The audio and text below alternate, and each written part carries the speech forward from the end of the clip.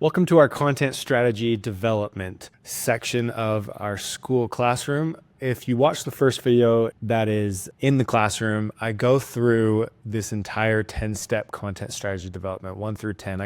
I briefly just breeze through it, and I'm going to now take the time to take each one of these sections and expand on them and give some examples of what we've done inside of our company, just to kind of make it more relatable. So inside of number 1, which is the initial discovery meeting.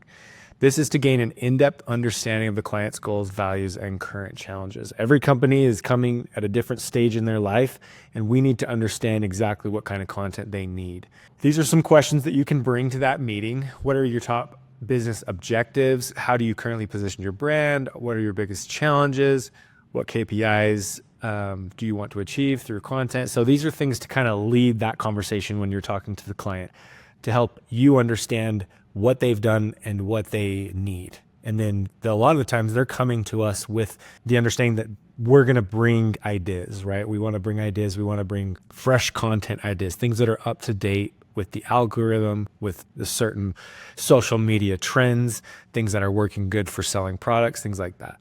So make sure you bring these questions to that meeting, but bring your own questions based on who you're talking to. Make sure you're actively listening. A lot of the times we can jump into these meetings and dominate and just be like, I'm the expert, but really we're there to communicate and just listen, understand, just really understand what they need. Also, be sure to take notes. It looks really professional because they're talking.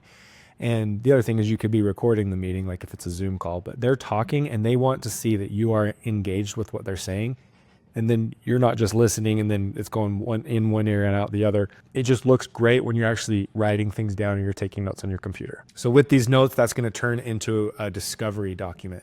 Those things you're going to take and you're going to learn from. You're going to now have something to base the content off of. And this is just the discovery meeting. So you're just starting out, you're just getting to know them. And to give you a couple examples, Bullfit is one of our clients, and they came in with absolutely no idea what they wanted. They had done a few videos prior. I think they did these videos, and then we came in right here.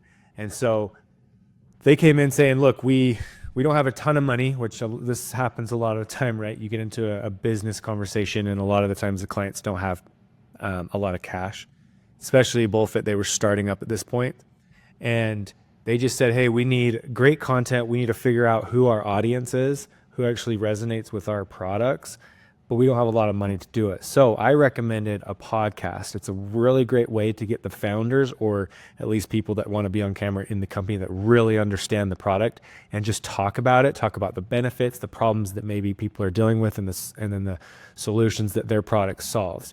And this is a way for them to just talk and do that and educate. And also it's like you shoot for an hour and you just got a ton of shorts that you can pull from that content. So anyway, they loved that idea. This is just an example of what that looks like. You ever feel tired? Oh, that is what they did before us. I love that at Bullfit, it's about finding the best, the safest, and the most effective ingredients. And let's not use this. So we actually posed this as a podcast, and it was meant just to create ads and social media content quickly and cheap. But we still made it look really professional on our LED wall set, so they look super, established, which was important to them, and they want to look like experts. So we did this for them, and we learned a ton. And then it did so well that they ended up wanting this to be a weekly thing. So we've done a bunch of podcasts ever since. When you scroll through all these, tons of podcasts, tons of skits, lots of different things that we've kind of adjusted on based on that first conversation. But that's just an example of a company that is starting out and just coming with some ideas and just understanding what they need. And I'll probably refer to this into some more videos, but let's now jump into step number 2, which is audience profile and persona development.